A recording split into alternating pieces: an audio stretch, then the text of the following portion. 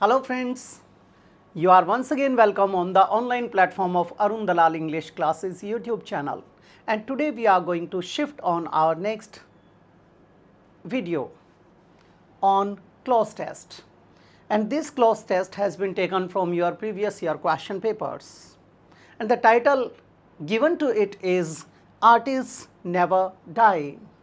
बेटे जो कलाकार होते हैं वो कभी भी नहीं मरते, उनका जीवन भले ही ख़त्म हो जाता है लेकिन उनकी जो कृतियाँ होती हैं, रचनाएं होती हैं, वो हमेशा के लिए जिंदा रहती हैं। एक जनरेशन से दूसरी जनरेशन तक वो अपनी क्वालिटीज़, अपने थॉट्स, अपने जितने भी फीलिंग्स हैं, इमोशंस हैं, वो पास ऑन करती चलती हैं। इसीलिए आप जैसे एक विद्वान व्यक्ति ने कभी कहा था, a scene of beauty is a joy for ever, यानी एक आपका कोई भी खुशनुमा लम्हा है जीवन का, वो हमेशा आपकी ज़िंदगी को खुशियों के रंगों से भरता रहेगा।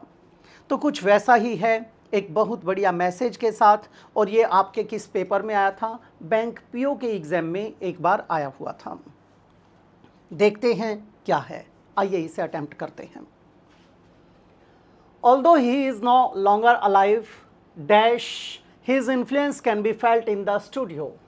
Although बेटे जब कभी भी आप लोगों को दो या although नज़र आ जाता है तो दो या although के साथ उसके कॉम्बिनेशन में जो कंजंक्शन आता है वो क्या होता है? yet। although का कॉम्बिनेशन किसके साथ होता है? yet के साथ। तो although he is no longer alive, yet but eliminate हो गया, even एलिमिनेट हो गया, and till besides सारे एलिमिनेट हो गए। क्या आ जाएगा? yet his influence can be felt in the studio। Studio हमारा क्या है बेटे? एक नाउन आया। किसको कहते हैं? जहाँ पर आपकी शूटिंग वगैरह की जाती है, जहाँ पर आपके आर्टिस्ट के जितने भी काम होते हैं उनको देखा जाता है, तो वो क्या होता है? स्टूडियो। जहाँ फोटोग्राफी की जाती है वो भी क्या होता है? स्टूडियो। जहाँ पर जितनी भी पोर्ट्रेट्स या पेंटिंग्स तैयार की जाती है उसके लिए हमने स्टूडियो का प्रयोग किया है। और मूवीज़ में तो आपको पता ही है, जहाँ कहीं भी शूटिंग होती है वो कहते हैं स्टूडियो में शूटिंग चल रही है। तो बेटे स्टूडियो एक जगह का नाम आया। फ्रॉम ही सेंस गलत हो गया बेटा। वेयर ही हो सकता है, स्टूडियो एक प्लेस है, प्लेस के लिए वेयर आ सकता है। विच बेटे अगर उसका प्रयोग करने की बात आती तो हम विच का प्रयोग कर देते। विच ही क्रिएटेड सेंस गलत हो गई। उस जगह पे जहाँ पर वो क्या क्रिएट करता था? Cartoon and feature films. तो इसका मतलब विच नहीं आएगा। फिर कहता है वाइल का प्रयोग कब करते हो? जब आप के दौरान वाली सेंस का प्रयोग करते हो। एक तो ड्यूरिंग शब्द होता है आपका, वो तो प्रेपोजिशन बन जाएगा। लेकिन जब आप वाइल का प्रयोग करते हो कोटेशंस में या क्लॉजेज में तो कैसे होता है? जैसे आप जैसे विद्वान लोग कहते हैं, strike the iron while it is hot. मौके पर चौका मारना, लोहे पर उस समय चोट करो जब वो पूरी तरह से गर्म है ताकि उसकी शेप चेंज हो सके। दूसरा आप क्या कहते हो बेटा? आप कहते हो make hay while the sun shines. इसका मतलब क्या है? बहती गंगा में हाथ धोना। तो बेटे वाइल यहाँ से एलिमिनेट हो जाएगा। दैट आ ही नहीं सकता किसी भी तरीके से। क्या आ जाएगा? Where he created cartoons and feature films which made him known. Known क्या है बेटा? वर्ब का थर्ड फॉर्म यानी पास्ट पार्टिसिपल। पास्ट पार्टिसिपल के बाद यहाँ पर आपको क्या मिला? यहाँ पर एंड दे दिया, कंजंक्शन है। इसका मतलब आगे भी बराबर की चीज़ आएगी। रिस्पेक्ट नहीं, रिस्पेक्टेड होना चाहिए था, तो ये एलिमिनेट हो जाएगा। सीन जहाँ उसे जाना जाता था और देखा जाता था, बेटे सीन थोड़ा सा अटपटा लग रहा है। लाउड हो सकता है बेटा। एंटरटेन्ड बेटे उसे एंटरटेन नहीं किया जाता था, बल्कि वो अपनी कृतियों के द्वारा दुनिया को एक मैसेज देकर एंटरटेन करता था। सेंस गलत हो गई। फिर कहता है लाफ्ट, ये बिल्कुल ही एलिमिनेट हो जाएगा। क्या आ जाएगा? Known and loud around the world dash many people for many people who work to create humour. For तो यहाँ सेंस नहीं बना रहा, ठीक है, उन लोगों के लिए समर्पित बात नहीं बनी। टू मैनी पीपल ये भी सेंस नहीं दे रहा बेटे।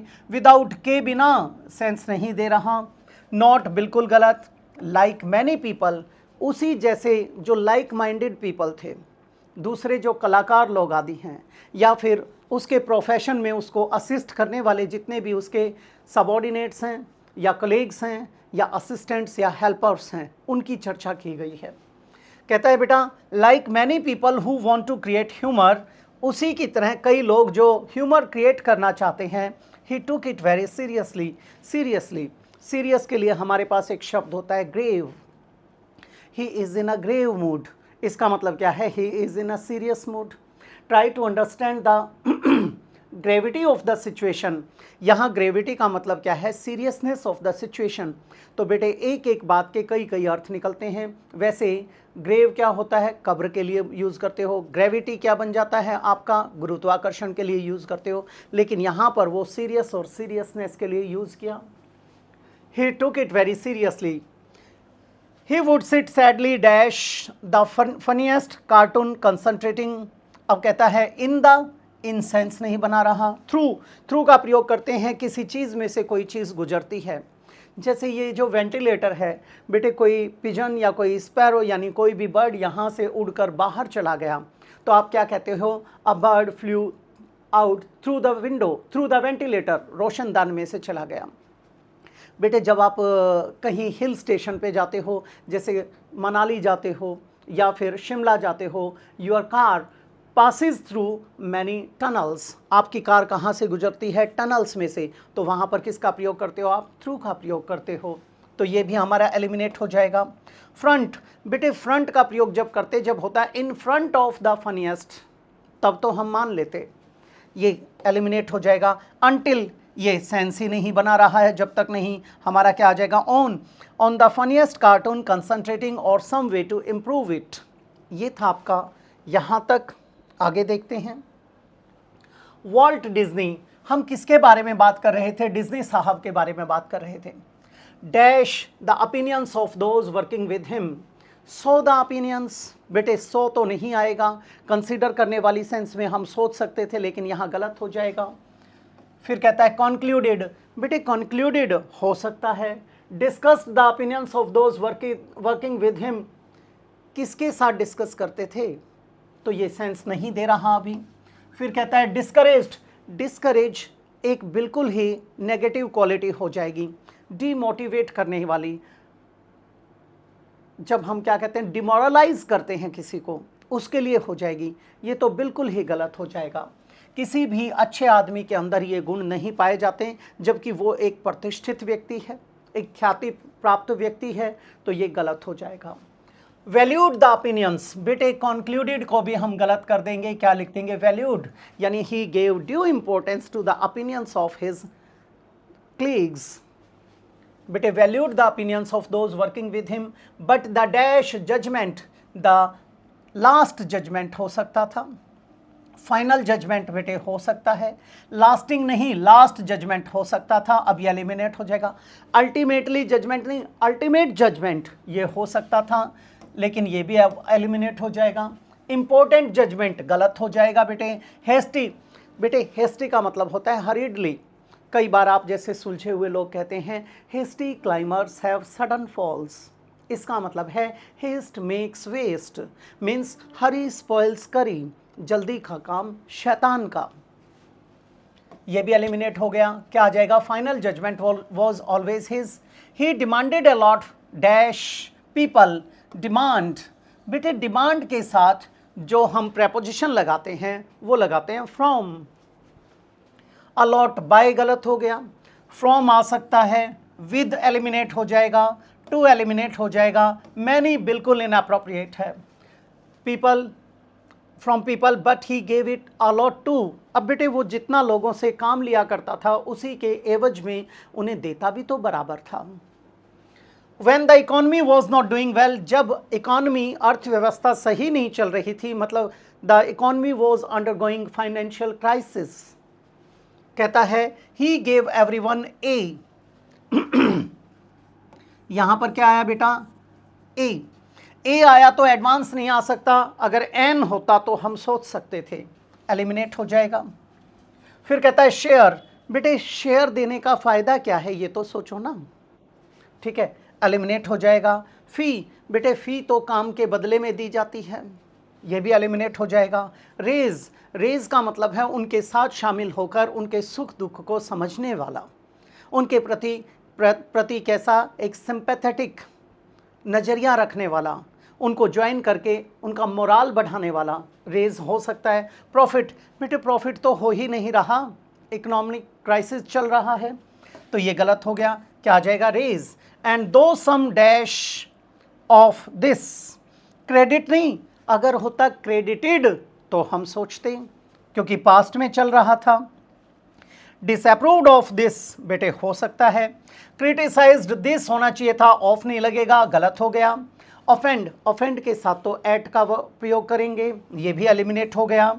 पेड ऑफ, बेटे पे के साथ ओ एफ एफ लगाया जाता है, जैसे try to pay off your dues as soon as possible या टू योर अर्लीस्ट, तो ये भी एलिमिनेट हो गया। क्या आ जाएगा? Disapproved of this. हालांकि जब वो उनका मोराल बढ़ाया करता, उनके साथ शामिल हो जाता था और उन्हें खुश करने की, रिलैक्स करने की कोशिश में लगा रहता है, उस टाइम पे कुछ लोग क्या करते हैं, उसे डिसअप्रूव करते हैं, एक तरीके से उसके अगेंस्ट बोलते हैं, तो बेटा ये गलत हो जाएगा।